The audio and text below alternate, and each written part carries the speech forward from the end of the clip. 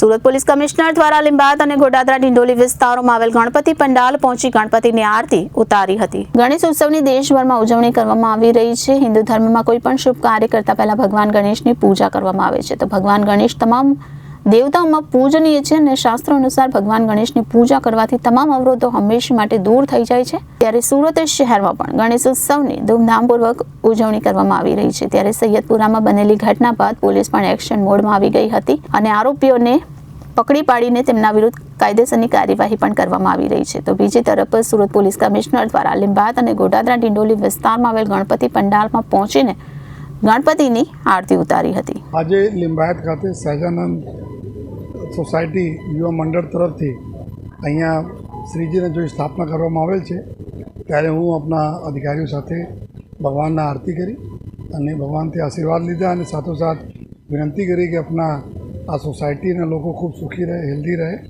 અને આપણા લીંબાયત વિસ્તાર, શહેર વિસ્તાર ખૂબ સુખી રહે, શાંતિ રહે જોઈએ અને ફરીથી જો શ્રીજીના આશીર્વાદ जो है सदा बना रहे।